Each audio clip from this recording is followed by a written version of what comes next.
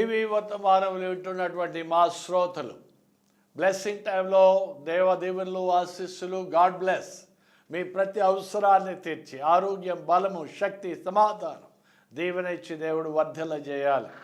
ప్రియమైన సోదరి సోదరులరా, ఇవాళ పరిశుద్ధమైన బైబిల్ గ్రంథంలోంచి అపోస్తుల కార్యములు 16వ అధ్యాయంలోంచి కొన్ని విషయాలు మనం ధ్యానాంశంగా తీసుకుందాం.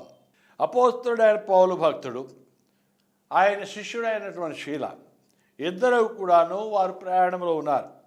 అపోస్తుల కార్యములు 16వ అధ్యాయం 16వ వచనం నుంచి ఇలాగ ఉంది: మేము ప్రార్థనా స్థలమునకు వెళ్ళుచుండగా పుతోను అను దెయ్యం పట్టినదై సోదె చెప్పుట చేత తన యజమానులకు బహులాభం సంపాదించుచున్న ఒక చిన్నది మాకు ఎదురు వచ్చెను. ప్రియులారా, పుతేను దెయ్యం, అమ్మోర్లు చాలామంది ఉంటారు. ఇక్కడ వీడికి కూడా ఒక దెయ్యం పట్టింది.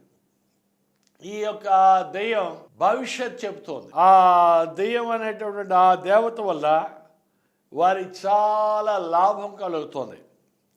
కాబట్టి కానీ ఈ దెయ్యం పట్టినటువంటి ఈ స్త్రీ ఒక దినాన్ని పౌలు శీలాలతో కూడా ఇలాగ చెప్తుంది. 17వ వచనం: ఆమె పౌలును మమ్మును వెంబడించి, ఈ మనుషులు సర్వోన్నతుడైన దేవుని దాసులు, వీరు మీకు రక్షణ మార్గంను ప్రచురించు వారై ఉన్నారని కేకలు వేసి చెప్పాను. ప్రియులరా, వీళ్ళు రక్షణ మార్గంను తెలియజేస్తున్నారు, మోక్ష మార్గాన్ని చూపెడుతున్నారు అని చెప్పడం వలన పౌలు భక్తుడికి, షీలాకి, లేకపోతే ఇంకా తక్కిన శిష్యులకి, అమ్మో మా గురించి దెయ్యాలు కూడా చెప్తున్నాయి, మేము చాలా గొప్పవాళ్ళం అయిపోయాం అనేటటువంటి ఒక సెల్ఫ్ ప్రైడ్, ఒక గర్వం అనేది వాళ్ళు వచ్చే రీతిగా సైతాన్ని ఇక్కడ ప్రయత్నం చేయడం చూస్తూ ఉన్నాం. ప్రియులరా, ప్రతిదినము ఇలాగ వారి గురించి చెప్పేసరికి ఒక దినాన్ని అపోస్తుడైన పౌలు భక్తుడు చికాకు కనిపించింది, విసుగెత్తిపోయాడు ఆ దెయ్యంతో. యేసు నామములో దెయ్యమా అక్కడ నుంచి పో అన్నాడు. అంతే, పుతేనంతా పారిపోయింది చుట్టుపక్కల లేకుండా. ప్రియులారా, దెయ్యం పట్టిన వాళ్ళు కొన్నిసార్లు నా దగ్గర కూడా తీసుకొస్తుంటారు. ఆ దెయ్యాలు ఏవో భ్రమపరచడానికి, మన మనస్సులు ఏదో గలిబిలి చేయడానికి ఏవో కబుర్లు చెప్తుంటాయి. నేను ఎక్కువ మాట్లాడను. యేసు నామములో సైతానా, లూసిఫర్, చీకటి శక్తి, ఆ వ్యక్తిలోంచి నువ్వు బయటికి పో, యేసు నామములో ఆజ్ఞాపిస్తున్నానంటే ఖచ్చితంగా పోవడం నేను కళ్ళులారా చూశాను. ఎంతోమందిని, ఒకళ్ళు కాదు, ఇద్దరు కాదు, ముగ్గురు కాదు. ప్రియులరా, ఇక్కడ జరిగిన విషయం ఏంటంటే, ఈ పౌలు శీల వీళ్ళిద్దరి వలన ఆ యొక్క లాభం సంపాదిస్తున్నారు. ఈ గుంపు వారు ఉన్నారు కదా, వారు ఊర్లో పెద్దలుగా చెలామణి అవుతున్నారు. వారికి చాలా నష్టం వచ్చింది. ఇక నలుగురిని పోగేసుకొని వీరిపై తిరుగుబాటు చేస్తారు. వీరు యేసుప్రభు బోధ చేస్తున్నారు మన మధ్య. మన బోధ కాకుండా, మన పద్ధతులు కాకుండా ఇంకో పద్ధతులు చేసి సత్య మార్గం అని చెప్తున్నారు. ప్రియులారా, కళ్ళారా చూశారు సైతాను వదిలిపోవడం, దెయ్యం పటాపంచలైపోవడం. అంతకన్నా శక్తి స్వరూపుడైన ఆ యేసు స్వామిని వారు పూజించకుండా ఈ లోకానుసారమైన వ్యవస్థల్లో డబ్బు కోసం వాడు ఆశపడి, డబ్బే వారి జీవిత విధానం. ఆ యొక్క పౌలు శీలల దగ్గర సత్యాన్ని తెలుసుకోకుండా వారిని తీసుకొచ్చి కొట్టారు, ఈడ్చుకొని వచ్చారు, ఊరు పెద్దల దగ్గర తీసుకువచ్చారు. ప్రియులారా, ఊరు పెద్దల దగ్గర తీసుకువస్తే వాళ్ళు ఏం చేశారో మనం చూస్తాం. అపోస్తుల కార్యములు 16వ అధ్యాయం 22వ వచనం: అప్పుడు జన సమూహము వారి మీదకి దొమ్మిగా వచ్చెను, న్యాయాధిపతులను వారి వస్త్రములు లాగివేసి వారిని బెత్తముతో కొట్టవలనని ఆజ్ఞాపించారు. వారి వస్త్రాలు లాగివేశారు, వారి యొక్క బట్టలన్నీ పీకేశారు, బాగా తనేశారు. వారు చేసిన తప్పేంటి? వారు చేసిన తప్పేమీ లేదు. వారు ఎవరినైనా పిక్ పాకెటింగ్ చేశారా, ఎవరినైనా హత్య చేశారా, ఎవరికైనా మోసం చేశారా? ఏమీ లేదు. వారు సత్యాన్ని బోధించారు. కానీ కొన్నిసార్లు సత్యాన్ని బోధించినప్పుడు శ్రమలు కూడా వస్తూ ఉంటాయి. ఇక్కడ వీడిని బాగా కొట్టేసి వారికి ఆ చెరసాలకు అప్పగించినప్పుడు 23వ వచనం, వారు చాలా దెబ్బలు కొట్టి వారిని చెరసాలలో వేసి భద్రముగా కనిపెట్టవలని చెరసాల నాయకునికి ఆజ్ఞాపించిరి. అతడు అట్టి ఆజ్ఞ పొంది వారిని లోపల చెరసాలలోనికి త్రోసి వారి కాళ్లకు బొండా వేసి బిగించను. అయితే మధ్యరాత్రి వేళ పౌలును శీలాయు దేవుని ప్రార్థించుచు కీర్తనలు పాడుచూ ఉండిరి, ఖైదీలు వినుచూ ఉండిరి. ప్రియులారా, వీడు చేసిన ఆ విషయం బాగా కొట్టారు. తినడానికి తిండి ఇవ్వలేదు, స్నానం చేయడానికి కానీ పుళ్ళు కడుక్కోవడానికి కానీ నీళ్ళు ఇవ్వలేదు. ఆ రక్తపు మరకలతో రక్తపు ఆ ఉన్న శరీరంతో వారిని తీసుకెళ్ళి జైల్లో బొండాలేసి పడేసి అర్ధరాత్రి కాలం ఎటు చూచినా చీకటి, ఎటు వెళ్దామో తెలియదు, ఎక్కడా త్రోవ కనబడడం లేదు. ఆ సమయంలో నిరాశ నిస్పృహల్లో వాళ్ళు మగిపోవలసిన ఆ సమయంలో వాళ్ళు ఏం చేస్తున్నారు? ప్రియులరా, నేనే శీలా స్థానంలో ఉండుంటే పౌలు గారితో ఇలాగనే ఉండేవాడిని. మహాభక్తుడైన అపోస్తుడైన పౌలు భక్త, మీ కార్యాలని నేను చూచాను. అనేకసార్లు దెయ్యాలను వదలగొట్టడం, అనేకసార్లు అనేక అద్భుతాలు చేయడం, జబ్బువాడు బాగవడం చూసి దేవుడే మీ పక్షంగా ఉన్నాడు, ఇక మీకు శిష్యుడిగా ఉంటే నాకు గొప్ప ఘనత కలుగుతుందని వెంబడించాను. కానీ ఈ తిప్పలేంటి, ఈ దెబ్బలేంటి, ఈ రక్తం, ఈ చాబో నా ఒళ్ళంతా గాయాలతో నిండిపోయింది. యేసుప్రభు సువార్తలో ఈ గాయాలని నాకు తెలియదు.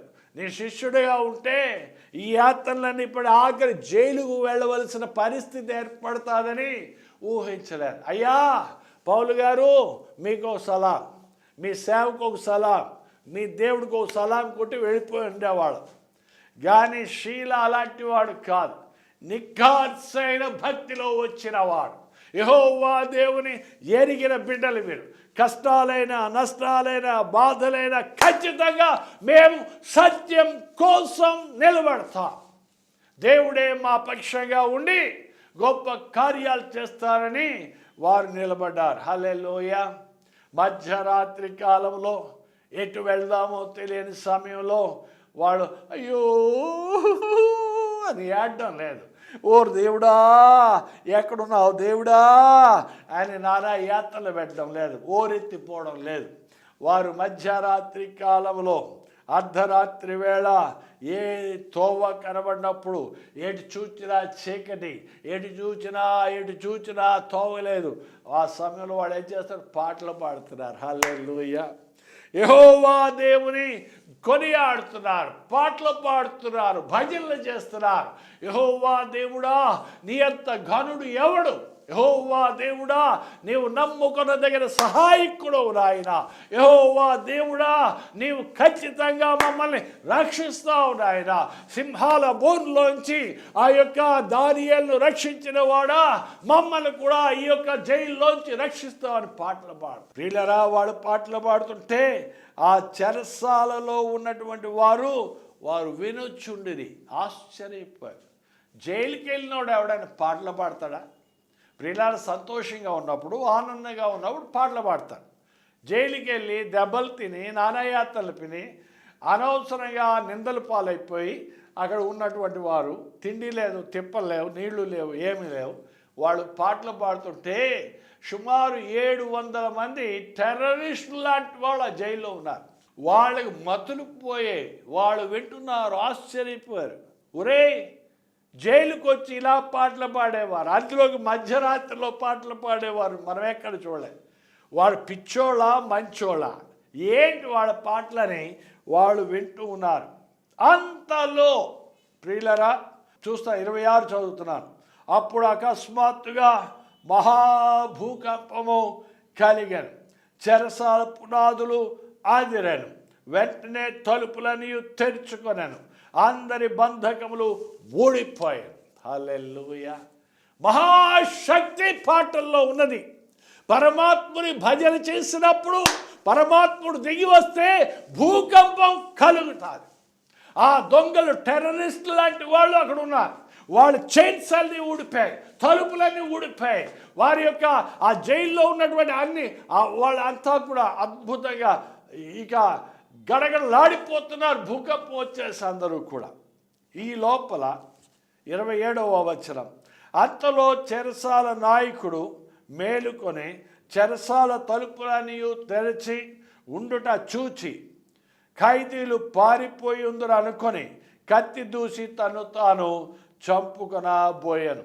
ప్రియులారా, ఇంతమంది ఖైదీలు జైల్లోంచి పారిపోతే ఖచ్చితంగా రోమా సైన్యం, రోమా నాయకులు ఆయన ఊరేసేస్తారు మరుసటి దినాన్ని. ఆ భయంకరమైన ఆ శ్రమ పొంది ఊరి పొంది చచ్చిపోయే కన్నా ఈ రాత్రికి రాత్రే నేను పొడి చేసుకుంటాను అనుకున్నాడు. ఎందుకు అనుకున్నాడంటే ఆ జైలు తలుపులన్నీ తెరవబడ్డాయి.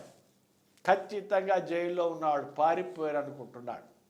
గమనించండి, మా విశాఖపట్నంలో ఓ పెద్ద జైలు ఉంది.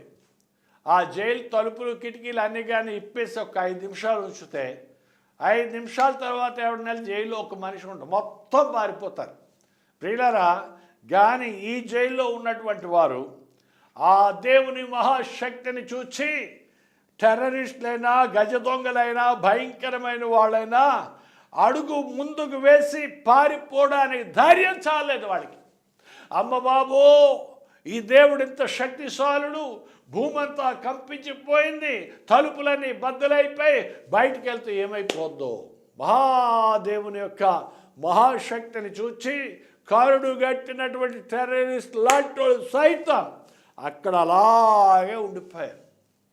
ప్రియులరా, కాబట్టి అపోస్తుడైన పౌలు భక్తుడు అంటున్నాడు, అయ్యా జైలర్, మిమ్మల్ని మీరు పొడుచుకోవాల్సిన అవసరత లేదు, అందరు ఇక్కడే ఉన్నారు.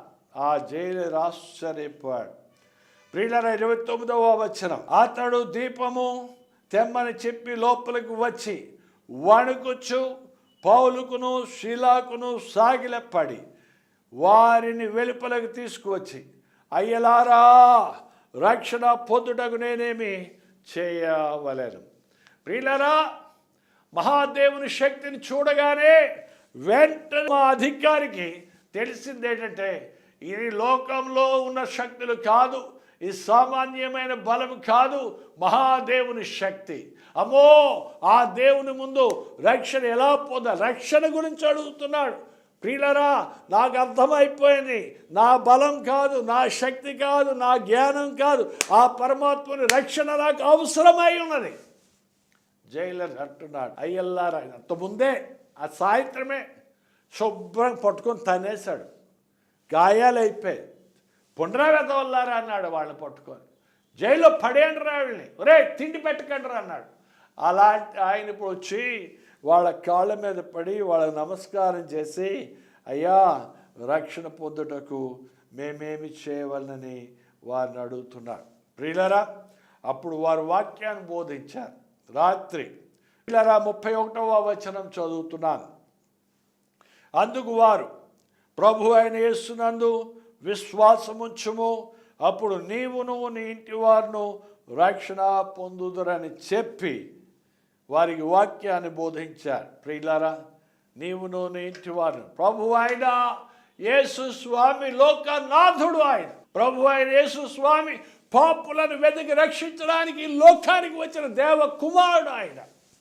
ఆయన శక్తి స్వరూపుడు, ఆయన రాజాధిరాజు, ప్రభువులకు ప్రభు, ఆయన జీవాధిపతి, ఆయన శక్తి స్వరూపుడు. ఆయన చేయలేని కార్యం అంటూ ఏమీ లేదు. ఆయన దిగిరాగానే ఈ యొక్క జైలు యొక్క పునాదులు కదిలిపోయాయి. ఓ రాత్రి కాలంలో మేమందరం కలిసి ప్రార్థన చేస్తుంటే మధ్యలో ఆ డాబా మీద ఉన్నప్పుడు మధ్యలో 2-3 పరిగెట్టుకొని వెళ్ళి ఆ కింద చూస్తున్నారు. కారణమేంటో తెలుసా సోదరి సోదరుడా, ఆ ఇల్లంతా కూడా కంపించిపోతుంది. పరిశుద్ధాత్ముడు అక్కడ దిగి వచ్చినప్పుడు ఆ పునాదులు కంపించిపోతుంటే వీళ్ళు అనుకున్నారు, కొంతమంది మా గ్రూప్లో ఉన్న కొంతమంది అనుకున్నారు, అమ్మో ఎక్కడ భూకంపం వచ్చింది అనుకొని ఆ మేడ నుంచి ఇలాగ కింద చూస్తున్నారు. ఏ భూకంపం లేదు. దేవుని యొక్క శక్తి భూమిని కంపించును. దేవుని యొక్క శక్తి పాపి యొక్క హృదయాన్ని కంపింపజేయను. దేవుని యొక్క శక్తి బండబారిన ఆ జైలని యొక్క హృదయాన్ని కంపింపజేసి అది ఎత్తన చేయను. హల్లెలూయా. బండబారిన హృదయాలను సైతము ఆయన బద్దలు కొట్టి మాంసపు హృదయాలుగా ఆయన చేసేవాడు యేసు స్వామి. హల్లెలూయా. 33వ వచనం, రాత్రి ఆ ఘడియలోనే అతడు వారిని తీసుకొని వచ్చి వారి గాయములు కడిగను. వెంటనే అతడును అతని ఇంటి వారును బాప్తిస్మము పొందిరి.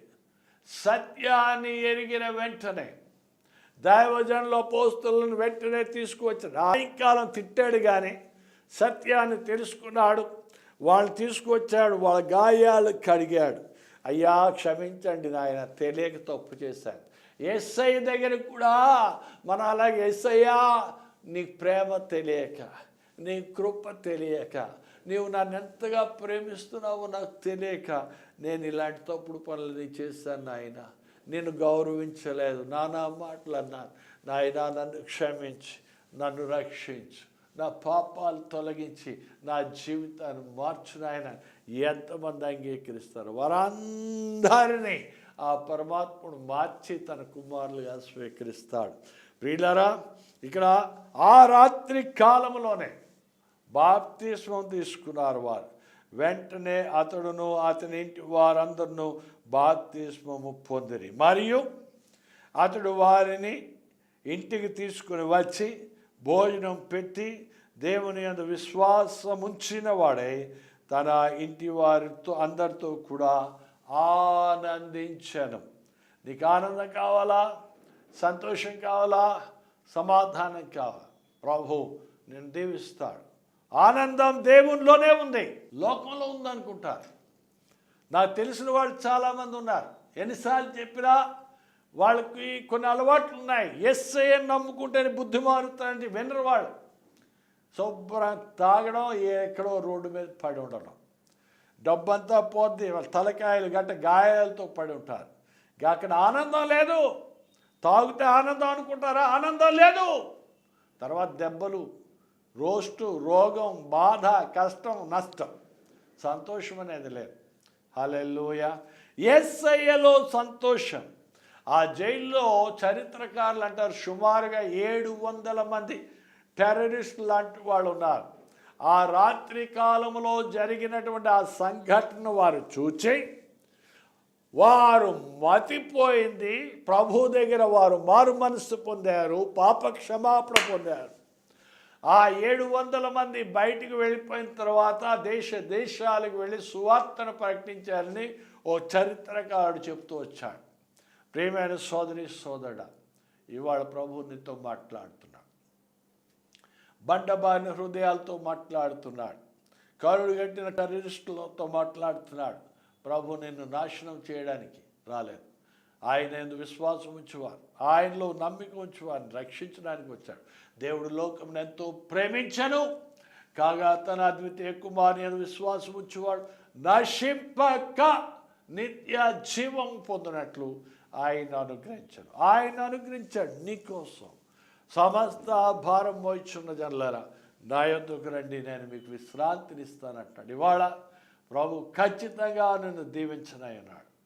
నీ జీవితంలో ఒక గొప్ప మార్పు తేనయ్యన్నాడు. ప్రభువా నన్ను దీవించు నాయన, సత్యంలోకి నడిపించు నాయన అని ఎంతమంది అడుగుతారో వారికి దీవెన ఆశీస్సులు కలుగుతాయి. ప్రార్థన చేసుకుందాం. మా సృష్టికర్త యెహోవా మా దేవా, ఈ బ్లెస్సింగ్ టైంలో ప్రార్థిస్తున్న, నాతో కలిసి ప్రార్థిస్తున్నటువంటి ఈ ప్రజలను నీ సన్నిధానానికి తెస్తున్నా. యెహోవా మా తండ్రి, నీ పరిశుద్ధ నామంలో వారికి ఆశీర్వాదము, దీవెన, సంతోషం కలగాలి. వారి యొక్క జీవితంలో ఆనందం కలగాలి. మా దేవుడు ఆరక్షణకర్త. వారు ఏ చెరలో ఉన్నా సరే, సైతాను చీకటి అంధకార శక్తులు వారిని ఎటువంటి బానిసత్వంలో ఎటువంటి చెరల్లో పెట్టినా సరే, యెహోవా మా తండ్రి నీ పరిశుద్ధ నామమైన యేసు నామంలో వారి చెరలన్నీ కూడా బద్దలైపోవాలి. వారు స్వేచ్ఛాజీవులుగా బయటికి వచ్చి నీ సత్యంలో నీ వెలుగులో ముందుండాలని దీవించబడాలని ప్రార్థన చేస్తున్నాను. నీ పరిశుద్ధ నామములు ఆశీర్వదిస్తున్నాను. మహిమ ఘనత ప్రభావాలు పొందండి. యేసు నామంలో ప్రార్థిస్తున్నాము తండ్రి, ఆమేన్. హల్లెలూయా. ప్రియమైన సోదరి సోదరులారా, యెహోవా దేవుడు మిమ్మల్ని నిశ్చయముగా ఆశీర్వదిస్తాడు. మీ అవసరతలు ఏమైనా ఉంటే మా నెంబర్కి కాల్ చేయండి. నేను ఖచ్చితంగా మీకోసం ప్రార్థన చేస్తాను. God bless, God bless, God bless. ప్రియమైన బ్లెస్సింగ్ టైం సోదరి సోదరులారా, మిమ్మల్ని టీవీ త్రూగా కలుసుకోవడం చాలా సంతోషంగా ఉంది. మీ గురించి ప్రార్థన చేస్తూ ఉన్నాము. మీకు ప్రార్థన అవసరతలు ఏమున్నా సరే మాకు వెంటనే ఈ ఇవ్వబడినటువంటి టెలిఫోన్ నెంబర్లకు కాల్ చేయండి. మీకోసం మేము ఖచ్చితంగా ప్రార్థన చేస్తాం. నిశ్చయంగా యెహోవా దేవుడు మీ ప్రతి అవసరాన్ని తీరుస్తాడు. అది రోగమైన, జబ్బైనా, కష్టమైన, నష్టమైన, బలహీనతైనా వెంటనే ప్రార్థన చేయండి. దేవుని యొక్క జవాబుని పొందండి. ప్రభు నా ద్వారా ఈ వర్తమానాల్ని మీరు పొందాలనేది దేవుని యొక్క సంకల్పం. దేవుడు నిశ్చయంగా మిమ్మల్ని ఆశీర్వదిస్తాడు. మా నెంబర్లకు ఫోన్ చేయండి. అంత మాత్రమే కాదు, మీరు లెటర్స్ కూడా రాయండి. కింద ఉన్న అడ్రస్ ప్రకారం మీ అడ్రస్కి మా కరస్పాండెన్స్ ఉంటుంది, మా లెటర్స్ వస్తాయి. ఒట్టి టీవీలోనే మాట్లాడటమే కాకుండా మాకు చాలా సిఎల్సి చర్చెస్ ఉన్నాయి. ఆంధ్రప్రదేశ్లో ఉన్నాయి, ఒరిస్సా రాష్ట్రంలో కూడా ఉన్నాయి. చాలా చర్చెస్ మేము కడుతూ ఉంటాం. ప్రియులారా, అంతేకాదు అనాథ పిల్లల శరణాలయాలు ఆంధ్రాలో ఉన్నాయి, ఒరిస్సాలో ఉన్నాయి. డే కేర్ సెంటర్స్ ఉన్నాయి.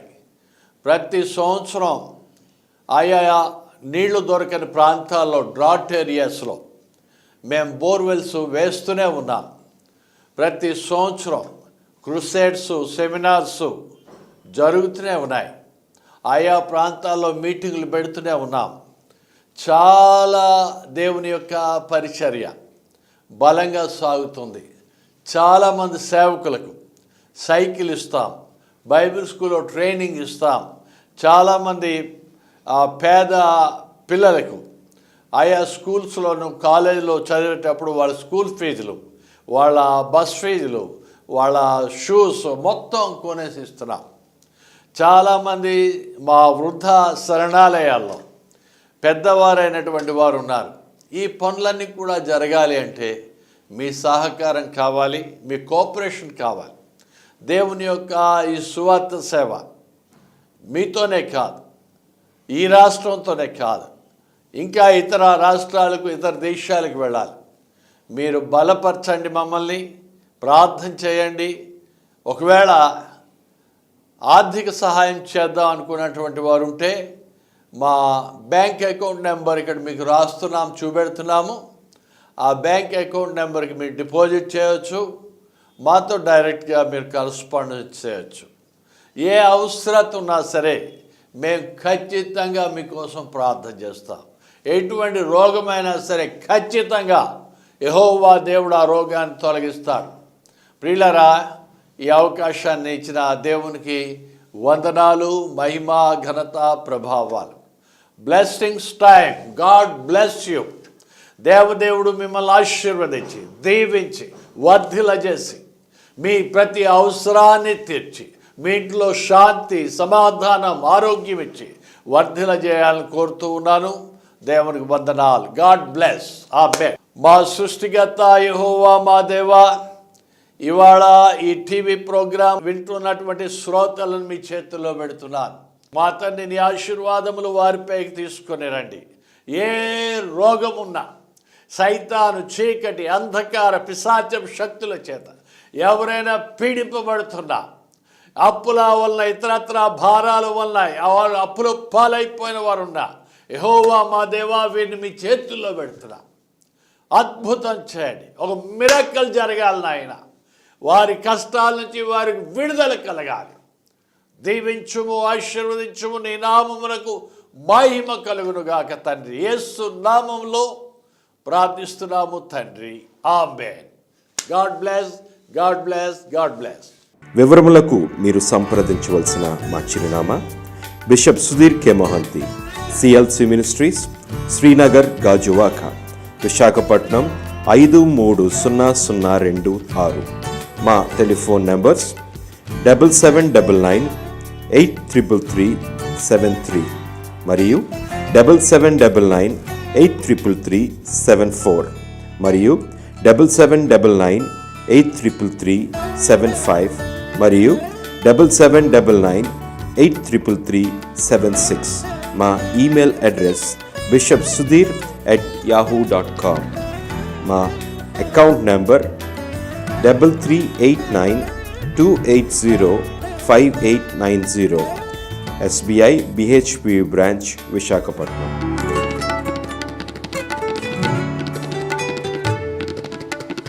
నాకిక ఆశలు